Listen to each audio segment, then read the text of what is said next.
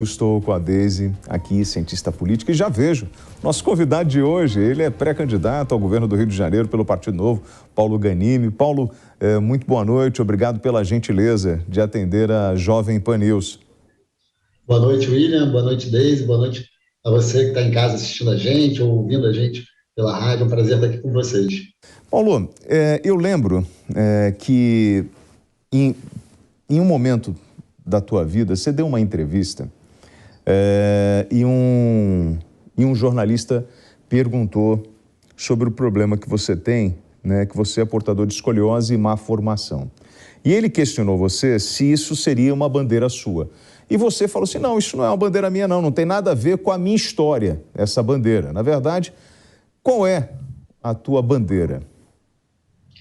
Olha, essa foi uma entrevista no primeiro dia na Câmara dos Deputados que gerou uma baita repercussão, né? Porque geralmente as pessoas associam uma pessoa com deficiência, que eu não tenho nenhum problema em falar sobre isso, com a pauta da pessoa com deficiência. Limitam as pessoas àquela característica que é mais marcante. Eu sou uma pessoa com deficiência, nasci com escoliose, má formação, fiz mais de 15 cirurgias com menos de 2 anos de idade, outras ao longo da minha vida, mas isso não define quem eu sou, é parte da minha característica. Eu sou engenheiro de produção, fiz economia, trabalhei 15 anos em empresas multinacionais, com gestão, com finanças, com gestão de projetos, tive uma experiência fora, e a minha bandeira é melhorar a vida das pessoas, é dar oportunidade para as pessoas terem uma vida parecida com a que eu tive, graças à educação que eu tive, graças à possibilidade que meus pais puderam. Infelizmente, as pessoas com deficiência no Brasil não têm essa opção, mas também as pessoas que não têm nenhuma deficiência, né? Eu acho que a gente tem que trabalhar para a população como um todo. É claro que a pauta da pessoa com deficiência, e hoje eu, como pré-candidato ao governo, tenho essa sensibilidade também de tratar esse tema. Mas para o Rio de Janeiro, em especial, para o Brasil como um todo, mas acho que o Rio de Janeiro ainda mais, a gente tem que falar sobre 3 temas que são, acho que hoje, os temas que mais impactam a vida de todo mundo. Segurança pública, acho que não dá para falar sobre como melhorar a vida das pessoas no Rio de Janeiro sem falar da violência, sem falar de como combater a criminalidade como um todo, e passa também pela corrupção. E o terceiro tema, que é o tema também do momento para o Brasil, é que a questão da renda, do emprego, do trabalho, ainda mais no momento em que a inflação está altíssima, desemprego, o Rio de Janeiro é o terceiro estado com maior taxa de desemprego do Brasil, maior da região sudeste. A gente precisa atrair investimento para o Rio de Janeiro, passa, claro, por educação, passa por saúde, passa por infraestrutura, transporte, né? Nossos transportes públicos estão precários, mas hoje, bandeira principal para qualquer cidadão do Rio de Janeiro, dinheiro no bolso e segurança. Sem isso, a gente não melhora a vida das pessoas. E, é claro, no longo prazo, a gente tem que pensar no resto todo. Paulo, antes de passar a palavra para a Deise, deixa eu te explicar a dinâmica aqui. Eu pego o seu nome, coloco na internet e vou pesquisar como se eu fosse um desses 156,4 milhões de eleitores, e na verdade eu sou um deles, para saber um pouco da tua história. Quando eu digito o seu nome e aparece, por exemplo, isso que eu acabei de perguntar para você, mas aparece também. Ganimi diz que Bolsonaro não é santo, mas que rejeita mais Lula, vai contra tudo o que acredito. Qual é a tua posição em relação aos dois? Olha, eu tenho o meu pré-candidato à presidência, que é o Felipe Dávila, aqui do Novo, e acho ele o mais qualificado. Quando Ele você é um cara fala que o assim, Bolsonaro não é santo, por que você fala isso? acho que quem está na política há tanto tempo como ele, vivendo hoje, perto, por exemplo, né, de políticos como Valdemar da Costa Neto, né, de tantos outros ali do Centrão, que já tiveram casos de corrupção, eu acho que é uma pessoa que mostra que está jogando o jogo da política. E até que ponto? Eu não sei. Mas eu não boto a minha mão no fogo, né? Como ele disse que botou a mão no fogo dele, se queimou ali com o ministro. Eu não boto a minha mão no fogo por ele. Eu acho que ele protege os filhos, faz coisas que eu não faria na posição dele. Agora, com certeza, eu entrei para a política, entre outras coisas, por conta do desastre que foi o governo do PT, por conta da corrupção que foi o governo Lula, o governo do PT, contra as pautas da esquerda. Então, assim, quando eu falei isso, foi na entrevista para o Globo, foi justamente porque, assim, eu tenho o meu pré-candidato, eu tenho a minha bandeira, que é a bandeira do Novo, uma bandeira de partido que é liberal, que defende privatizações, um Estado mais enxuto, que defende um Estado bastante bem gerenciado, com gente séria, como vem fazendo o governo Zema em Minas Gerais, que é o exemplo que eu quero trazer para o Rio de Janeiro. O Romeu Zema faz um trabalho incrível em Minas, isso as pessoas falam isso, os indicadores mostram isso, né, e as urnas vão mostrar mais uma vez agora em 2022, com a eleição dele. Isso é o que a gente precisa no Rio de Janeiro. Esse é o exemplo para mim. Agora, quando você olha o presidente Lula, que para mim é um ex-presidiário que deveria estar preso, absurdo ele ser candidato à presidência. Eu acho que isso representa tudo que a gente não precisa para o Brasil, a volta dele para a presidência da República. Então essa é a minha fala. Eu quero muito que o Felipe Dávila seja eleito, vou trabalhar por isso como pré-candidato e futuro candidato ao governo do Rio, porque eu acredito sim que ele é a melhor opção, os princípios e valores que norteiam meu mandato, né, a minha pré-candidatura e a minha futura candidatura para governo. Agora, não dá para a gente aceitar a volta do PT e nem do Lula para a presidência da República. Bom, vou te questionar em relação ao teu partido. Você abre mão, por exemplo, do imóvel funcional, auxílio moradia. Uma coisa me chamou muita atenção. Esse ano, no teu gabinete, você tinha 9 pessoas. Passaram 9 pessoas, você tem 6 ativas atualmente. É isso mesmo?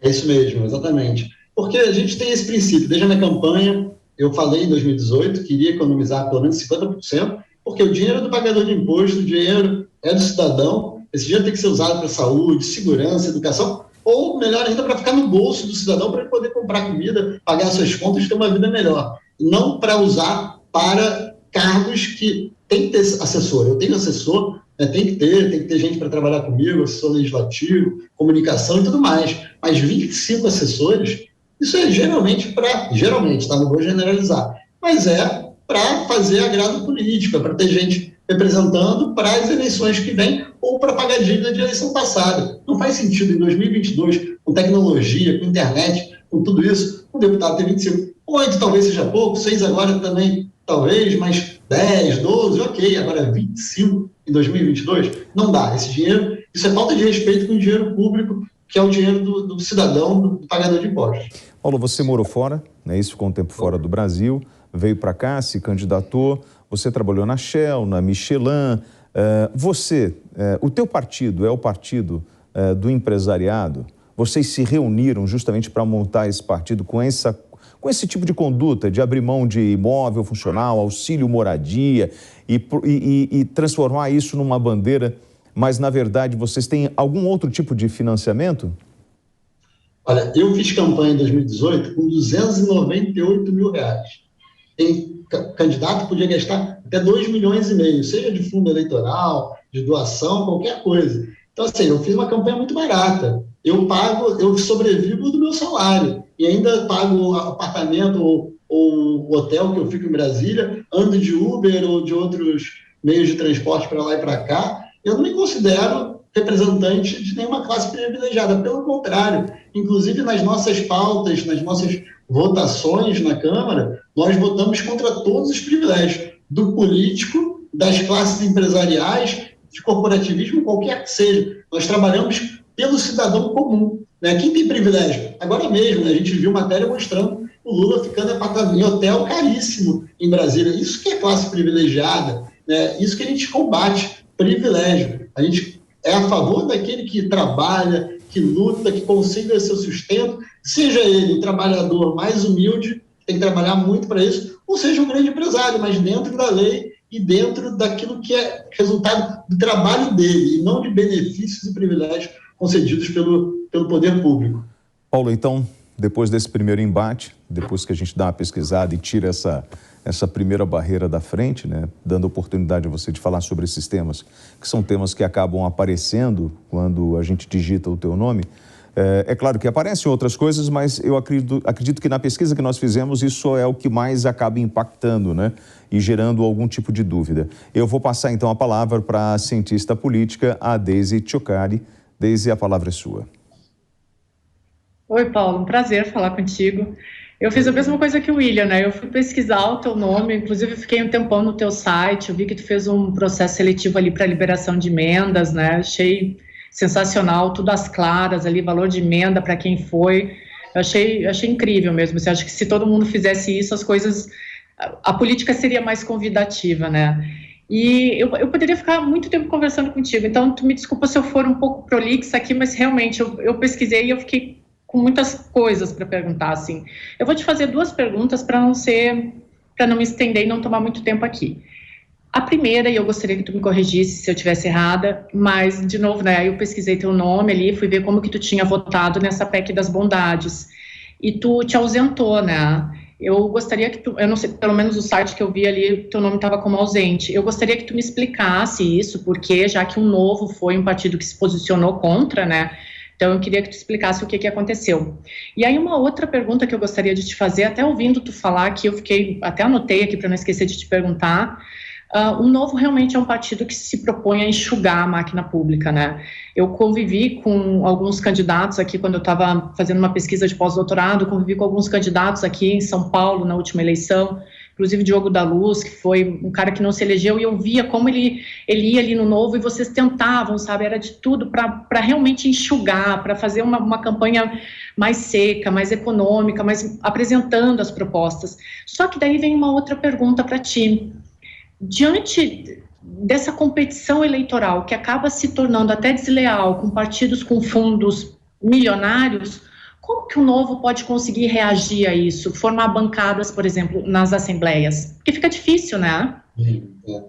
A primeira resposta é bem simples. Eu fui diagnosticado com Covid segunda-feira, minha voz está um pouco embargada até por conta disso. Então, eu não pude votar, porque eu estou no Rio, não fui a Brasília. Hoje foi o primeiro dia que eu saí, depois eu estava com Covid desde sexta, né? Diagnostiquei sábado e tudo mais, então eu não pude votar. Mas se você for olhar, no segundo turno eu votei, por quê? Por conta daquela confusão que deu no plenário, parou tudo, por conta da energia, da internet e tudo mais, o presidente Lira ele acabou liberando para todo mundo votar de casa. Então, no segundo turno eu votei contra a PEC, me posicionei, inclusive semana passada, na comissão especial, eu estava lá até de madrugada tentando obstruir essa PEC, que eu concordo plenamente contigo, é um absurdo o que foi feito, sou totalmente contra, assim como o Partido Novo, né? Eu acho que a gente tem sim que pensar nas pessoas que estão com dificuldade, com fome, com desemprego, mas essa PEC, ela, na verdade, vai gerar um efeito contrário, vai aumentar a inflação, vai gerar vários problemas. Com relação à segunda pergunta, é um desafio, mas é um desafio que a gente vem conseguindo enfrentar. Eu concordo que esse ano o desafio ainda é maior, porque além dessa PEC, tem fundo eleitoral de quase 5 bilhões de reais, máquina pública, o governo do Rio, por exemplo, o governador saiu matéria recentemente mostrando que está num projeto social lá, né? Tem 16 ou 18 mil, agora eu esqueci o número exato, de pessoas sendo empregadas sem ter nenhuma transparência com relação a isso, ou seja, cabo eleitoral pago com o nosso dinheiro. Então, isso tudo dificulta. Mas nós elegemos o governador em 2018, que estava com 1%, depois 2%, foi crescendo, e a gente vai ter agora uma vantagem muito grande em relação a 2018. Nós estamos nos debates, por conta justamente da gente ter uma bancada. Nós saímos de 0 deputados, porque o Novo não existia, para 8 na primeira eleição. Nossa meta esse ano é dobrar, no mínimo, a bancada para 16, quem sabe até mais, eleger o governador do Rio de Janeiro, talvez São Paulo, Espírito Santo, e, claro, reeleger o Zema. O cenário é difícil, mas a gente tem a confiança também de trabalhar pelo Felipe Dávila, nosso pré-candidato à presidência da República. Bom, você fala sobre o cenário difícil, né? Deixa eu dar a hora certa para a rede, são 10 horas mais 32 minutos. Você fala sobre esse cenário difícil. Nós temos aí o Freixo, o Cláudio Castro, atual governador. Recebi aqui Antony Garotinho num bate-papo. E o Garotinho falou uma coisa para mim que chamou a atenção sobre o esquema de corrupção no Rio de Janeiro. Nós tivemos lá aquela farra dos guardanapos e tal.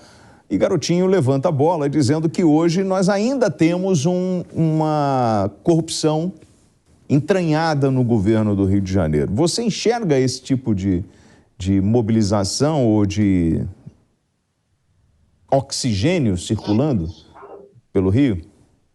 O oxigênio da corrupção eu enxergo.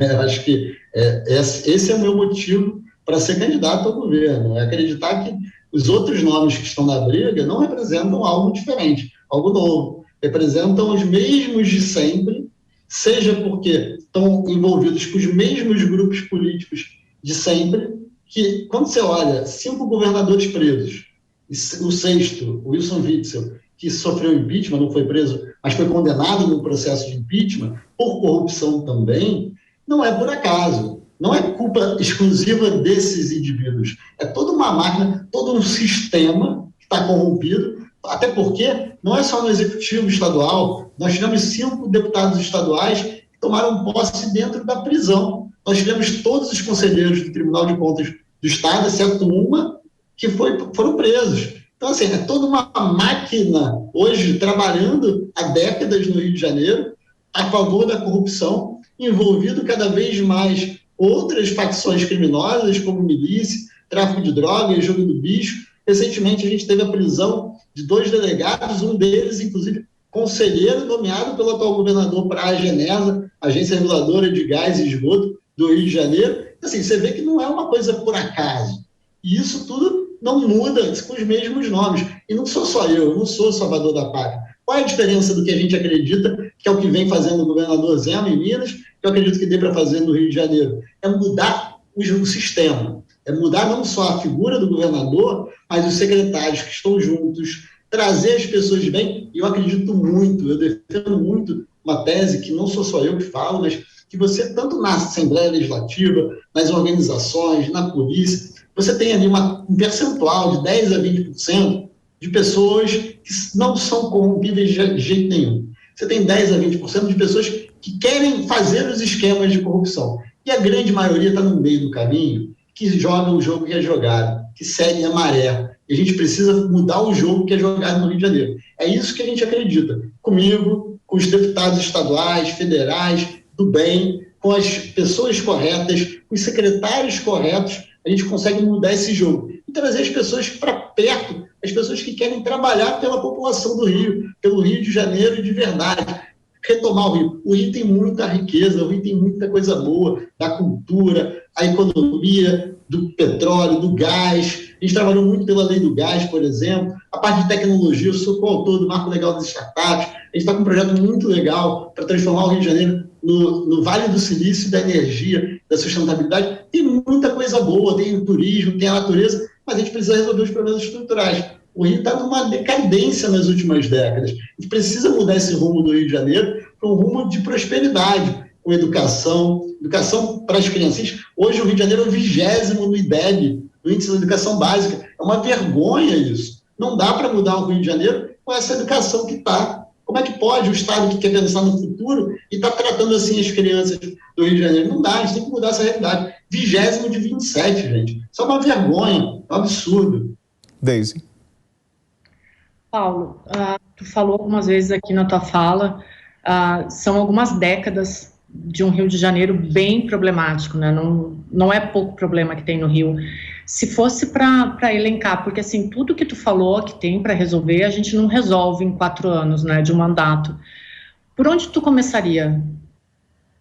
Olha, não dá para resolver tudo em 4 anos, isso é certo, mas a gente tem que começar a mudar o caminho. E pensando em mudar o caminho, você tem que trazer credibilidade para o Rio. Acho que essa primeira coisa é credibilidade, juntar as pessoas certas, e as pessoas certas, isso passa pelo secretariado, é claro, e passa pelo segundo, terceiro escalão do governo, mas eu acho que o foco inicial é justamente a junção da criminalidade violenta, né, da violência urbana hoje no Rio de Janeiro, está cada vez maior, tanto em domínio territorial, como também nos crimes do dia a dia que impactam a vida das pessoas, a corrupção, porque isso está cada vez mais conectado. Isso faz com que a gente tenha cada vez mais dificuldade de eleger gente nova, gente boa, que não esteja ligada a esse crime. Então, acho que o foco é transparência. Você mencionou, né, no meu site, com transparência, com tudo aquilo que a gente faz com as emendas e tudo mais. Isso é essencial. Tecnologia,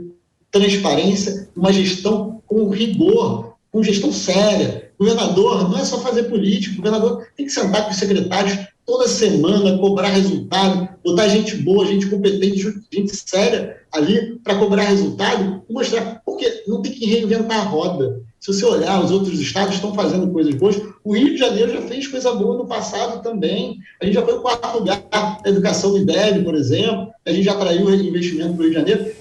Não é reinventar a roda, é gestão, profissionalismo e trabalho sério, com gente dedicada. Agora, segurança é fundamental. A gente tem que investir muito nas polícias, a gente tem que qualificar a polícia, melhorar a condição de trabalho para o policial, a jornada de trabalho, a escala do policial tem que ser uma escala que seja boa para ele, seja boa para a população também, tem que trabalhar com tecnologia, tem que trabalhar com o domínio também. Hoje, as drogas e armas que entram no Rio de Janeiro, elas não caem de paraquedas e não são fabricadas no Rio de Janeiro. Então, a gente tem que trabalhar com inteligência, com cooperação com os outros estados que fazem divisa com o Rio, com o governo federal também, temos que trabalhar junto com o governo federal para as fronteiras, para a Baía de Guanabara. Eu já encaminhei recurso para a Marinha, que controla a Baía de Guanabara. Então, a segurança, eu acho que é um tema fundamental. Agora, a segurança também passa pelo social, pelo domínio territorial, pela moradia hoje, né? Passa também pela educação. E um tema que eu acho que é muito bacana,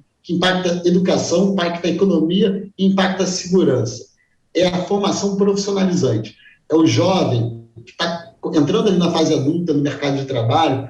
Você tem que investir naquela formação de 1 a 6 meses, dependendo da formação, você bota o rapaz ou a moça no mercado de trabalho. Você tira ele do crime, você bota comida na mesa e, ao mesmo tempo, você pensa no futuro dele. Isso impacta tudo, da educação ao profissional, a economia do Rio e a segurança pública.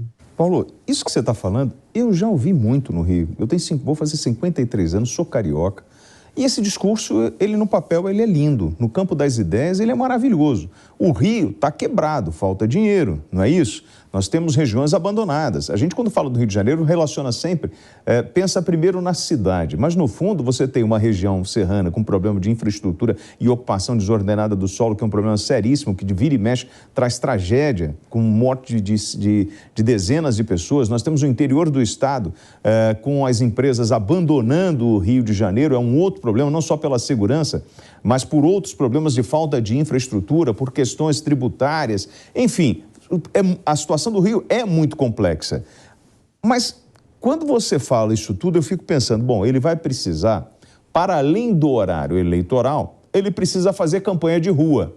E eu sei que o senhor não consegue fazer campanha de rua nas áreas dominadas de milícia, de tráfico de drogas, se não tiver uma comunicação com uma liderança para poder entrar. Então, o processo democrático no Rio de Janeiro, ele está comprometido? William, é prejudicado, eu não diria comprometido. Por quê? Primeiro, temos aqui o canal que nós estamos falando, né, da mídia, dos canais de comunicação formais. Segundo, temos hoje rede social, WhatsApp, todos os meios de comunicação que também fazem com que a gente chegue nessas pessoas. E terceiro ponto, essas pessoas saem das zonas que você está falando. Eu não tenho problema nenhum, eu frequento, rodo, eu já fui a 89 municípios dos 92, vou completar os 92, mas eu tenho rodado muito, falando com as pessoas nas ruas, ouvindo as pessoas, e uma coisa que você tem razão, realmente, muita coisa foi prometida, mas quem tem capacidade de fazer? Quem sabe fazer gestão? Quem bota as pessoas certas para fazer? Não dá para botar secretário que não entende nada do assunto. No Novo a gente faz diferente, faz processo seletivo, secretariado, como o Zema fez, o Adriano Silva, prefeito de Joinville, maior cidade de Santa Catarina, também está entregando resultado. A gente sabe entregar resultado. Isso que eu fiz na minha carreira toda, no Brasil, fora do Brasil, em grandes empresas, e é o que o Novo faz também. Agora, como é que chega lá também? Essas pessoas, eu concordo contigo, que tem muita gente que mora em zonas que não dá para entrar, ainda mais com esse discurso que eu estou fazendo, que não é discurso só que a gente vai ter coragem de fazer lá, senão é enxugar gelo, a gente vai chegar lá e vai enfrentar a criminalidade sim, mas essas pessoas saem de lá, saem para trabalhar, saem para ir ao médico, saem para acessar o serviço público. Então, nesse momento, você consegue falar com essas pessoas. Então, usando a rede social, usando a mídia tradicional, né, as novas mídias, vocês têm um papel fundamental, é muito importante esse tipo de diálogo que a gente está tendo. Também os debates, como eu já mencionei no início, eu vou estar em todos os debates, e eu acredito muito que com isso a gente consegue chegar lá, como o Zema chegou, e até mesmo no Rio de Janeiro, eu sou o Witzel, né? Paulo. E eu só quero repetir o dele até a eleição. Depois do que ele fez depois da eleição, eu não quero repetir, não. Me diz aí, qual foi a favela que você entrou no Rio? Eu já fui na favela da Rocinha, já fui na favela do Vidigal, já fui no Turano, já fui em favelas em Teresópolis, já fui a várias delas. Sim, claro então, que agora Rosinha, que se aproxima... Rocinha, Vidigal, Comando Vermelho. O senhor viu alguém armado dentro da favela? E como é que o senhor entrou lá como parlamentar? O senhor entrou com segurança? O senhor fez algum tipo de comunicação com a associação de moradores para poder entrar?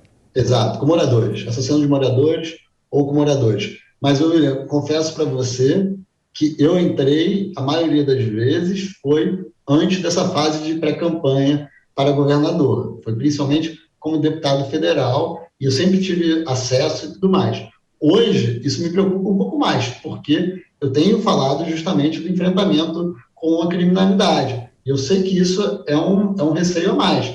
Então, por isso que eu falo que muitas vezes é importante você fazer com que essas pessoas, conversar com essas pessoas fora, às vezes, desses lugares. Por quê? Porque realmente começa a colocar em risco. No momento que eu começo a falar de forma mais veemente, com mais acesso, com mais comunicação, chegando nessas pessoas, eu tenho que entender que isso também coloca em risco a minha segurança. Eu não tenho medo de enfrentar a criminalidade, mas eu também tenho que preservar de alguma forma. Se eu quero mudar o Rio de Janeiro, eu tenho que sobreviver para isso, né? Deise? Paulo, tu falou aqui, né, que tu tem os espaços tradicionais, as mídias, para poder fazer com que a tua mensagem chegue. Mas isso também é um espaço que os outros candidatos têm, né? Então, não é um pouco de utopia acreditar que é possível fazer uma política quando os espaços são tão disputados? E aí, uma outra pergunta que eu queria te fazer é sobre esse caso do anestesista do Rio de Janeiro. Se no teu programa de governo existe alguma política para as mulheres, porque a gente tem visto um aumento da escalada de violência, mas também com as mulheres, né? Nesses últimos anos a gente tem sofrido, parece que foi institucionalizado o ódio às mulheres de uns anos para cá, então eu queria saber se diante de tudo isso que a gente tem visto, se tu dentro do teu programa de governo tem alguma coisa para as mulheres, algum programa de reinserção ou de educação. Deise, eu acho que a disputa do espaço é super saudável. Inclusive, o que eu gosto é quando o espaço ele é parecido para todas as pessoas, né? Quando a gente consegue ter esse espaço de forma mais igual, ou mais próximo possível da igualdade, porque eu acredito nas minhas ideias, eu acredito na minha história de vida, na minha carreira, naquilo que eu quero, que eu conduzi e construí ao longo da minha vida privada, antes de ser político, e da minha vida pública, como você mesmo mencionou. Quando você vai lá no meu site, você vê transparência, você vê uma forma correta de destinar recursos. Então, isso que eu acredito que a população é inteligente, e ela tendo espaço para que todos os pré-candidatos, futuros candidatos, comuniquem da forma mais igual possível, que as melhores ideias, as melhores histórias, as melhores pessoas vão ser escolhidas pela população. Eu confio na população. A grande questão é que quando não tem espaço e quando não tem candidato bom. Quando tem candidato bom, eu acredito que a população vai escolher os melhores candidatos e eu tenho certeza que eu estou nessa lista. Então, nesse ponto, eu não tenho problema com isso. Pelo contrário, eu quero mais é que os outros candidatos estejam juntos comigo, justamente para a gente mostrar a diferença, sem arrogância, mas mostrando a diferença de trabalho, de ideias, de princípios e valores, que é o que a população quer. A população está esperando por isso. Com relação às mulheres, é um absurdo que aconteceu esse caso. A gente está até estudando dentro da legislação o que pode ser feito como deputado federal até mesmo, né, para que a gente minimize esses casos. É uma vergonha, né? Agora, com certeza, eu estou fazendo um plano de governo, inclusive eu lancei nessa terça-feira, né, no meu site, a gente fez um lançamento, uma plataforma virtual também, no metaverso, um plano de governo participativo, colaborativo. Eu tenho várias pessoas que já estão desde o ano passado com a gente discutindo, concebendo, né, plano de governo. O Novo é o partido que mais elegeu mulheres proporcionalmente em 2020, 39% dos eleitos pelo Novo em 2020 foram mulheres. Aqui no Rio de Janeiro, só para você ver, a gente tem 4 diretórios, né, um diretório estadual e 3 diretórios municipais. Dos 4, 3 presidentes são mulheres. E não é por forçação de barra, é porque a gente tem um espaço igual para todo mundo e as pessoas que se destacam têm espaço. E no Novo, as mulheres participam, vem a possibilidade, a gente tem dentro do nosso plano de governo também os nossos líderes temáticos, várias são mulheres, justamente por quê? Porque a gente acredita que tem que ter uma amplitude de ideias. Aí dentro do plano de governo, a preocupação com a mulher ainda mais no social, ela tem que ser ainda maior, né? Porque onde a gente tem mais fragilidade, muitas vezes está na mulher que é mãe solteira, que tem que trabalhar, tem que cuidar do filho. Nesses casos, a gente falou da educação profissionalizante, da educação também em tempo integral, que é um tema importante. Muitas vezes é na escola que a mulher, que a família como um todo, mas principalmente nesses casos, ela encontra a forma de ter tranquilidade e paz para que o seu filho esteja no local adequado, com alimentação adequada, com educação. E não é só a escola em tempo integral, aquela escola que o aluno às vezes nem quer, que aumenta a evasão escolar. Educação em tempo integral, tudo isso a gente está pensando também nesse lado. É claro, na área da saúde isso é fundamental também. Então, assim, o pensamento, como eu falei lá em 2019, na verdade, quando eu fui eleito, eu não trabalho só para a pauta da pessoa com deficiência, eu trabalho para a população. E é claro que quando a gente entende as pessoas, conhece os dilemas, a gente entende sim que há parte da população que tem necessidades maiores do que outras. Isso vale para a formação, tanto das mulheres como também das pessoas com deficiência. Eu tive a sorte, né, de ter uma família, minha mãe, meu pai, que conseguiram me dar uma educação, uma saúde de qualidade e que me permitiram hoje não só ter sido um profissional de sucesso na iniciativa privada, e hoje ser deputado e pré-candidato ao governo do Rio de Janeiro. Eu quero isso para todos. Eu quero que todos tenham esse acesso. Eu quero que todas as pessoas,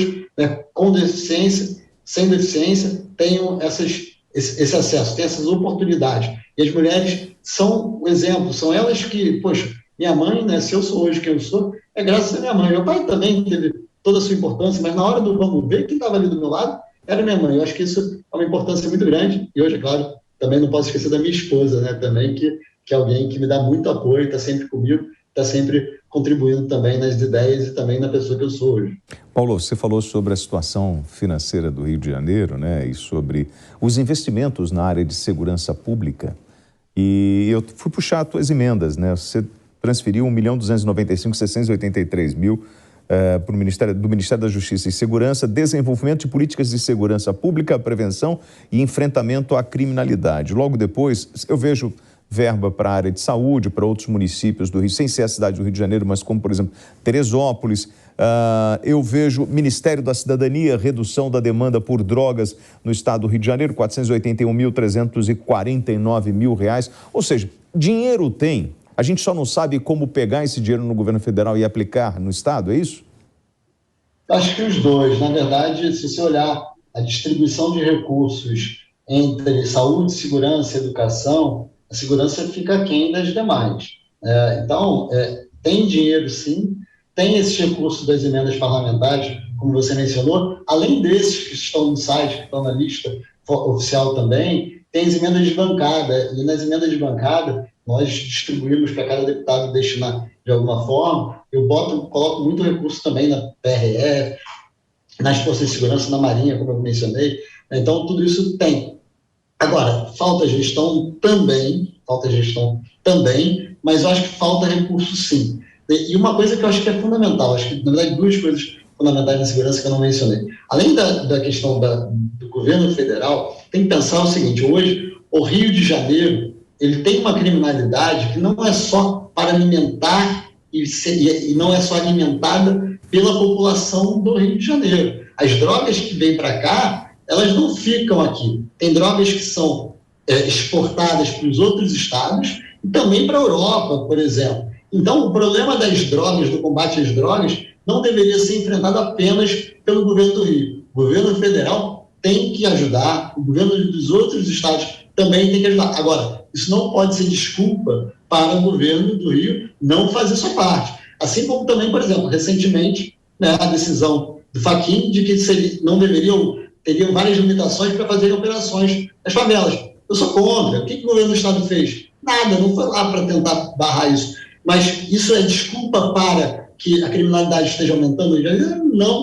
Não. Até porque ela vem aumentando antes disso. Mas tem que ir atrás disso, tem que ser contra isso? Tem. Falta dinheiro? Falta. Mas falta gestão. Falta também a priorização. A gente não prioriza hoje parte das coisas que deveriam ser priorizadas. Na saúde, na segurança e na educação.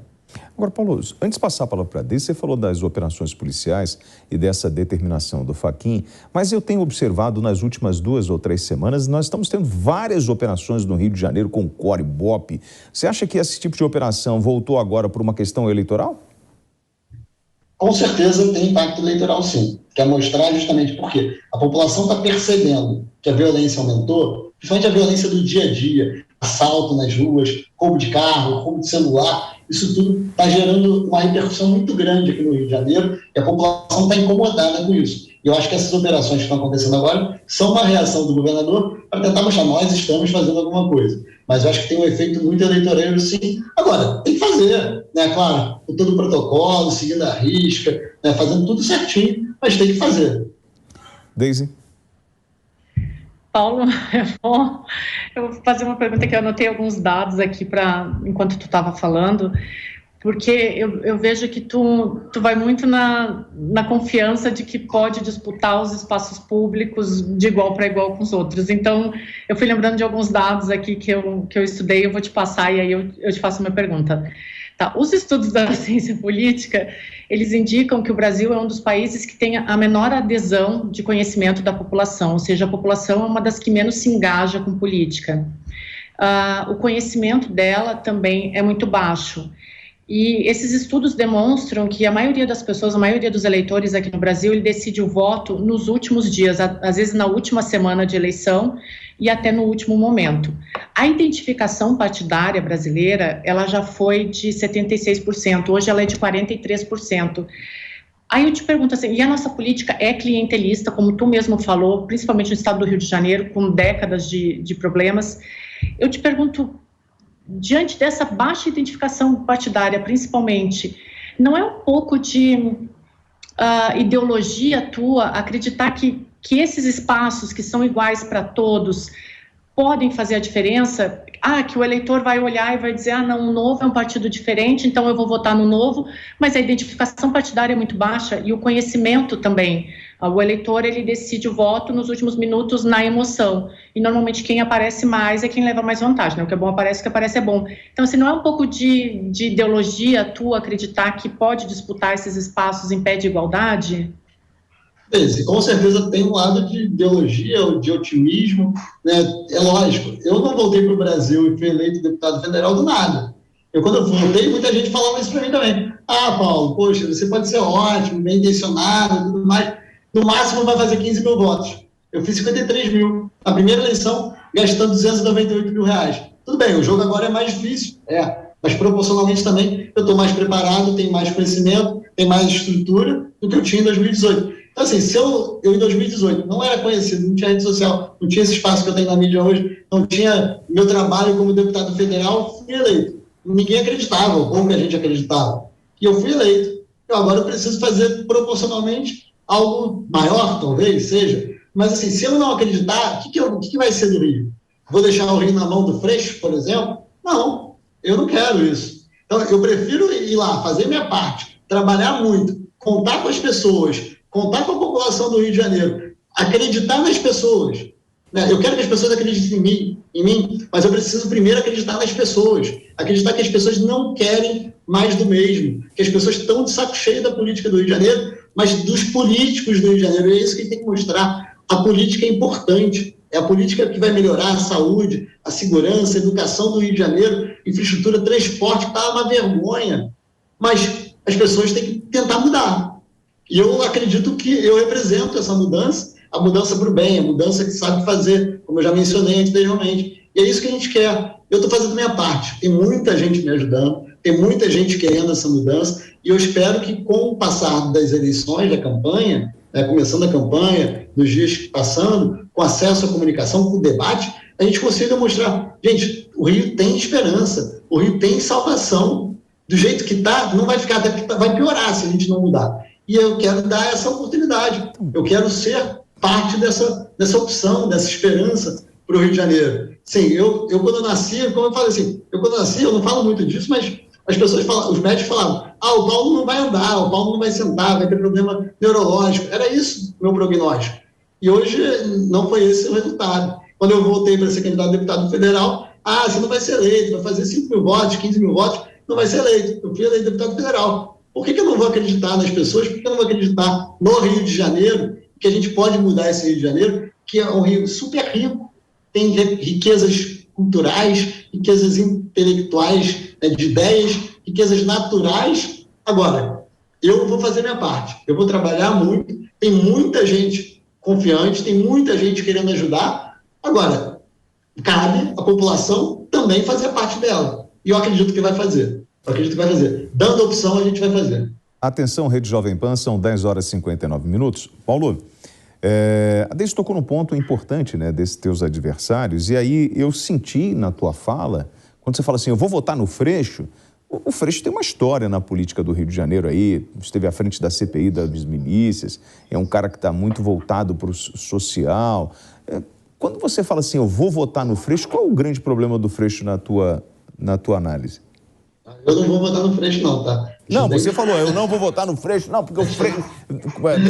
o jeito que você falou, então assim, eu senti uma certa... Uma provocação, resistência, ou talvez seja o seu alvo político. Olha, o que o Freixo representa como deputado estadual no passado e como deputado federal? Contra o marco legal do saneamento, que vai levar água e esgoto tratado para a população. Contra o marco legal das startups. Contra a reforma da Previdência. Contra todas as pautas que levam e geram emprego e renda para a população. Contra a lei do gás. Eu acho que ele mostra que ele é contra o progresso. A favor, vota... por exemplo, o pacote anticrime, que era originalmente do Moro, que foi para a Câmara, foi totalmente destruído, virou um pacote a favor do crime. Quem foi que liderou isso? Um dos líderes dessa deturpação do pacote anticrime na comissão, no grupo de trabalho, foi ele. Então, assim, ele defende tudo aquilo que eu sempre fui contra. Tudo. Antes de ser político, hoje como político. Então, assim, ele ser governador do Rio é ser contra o Rio, na minha opinião.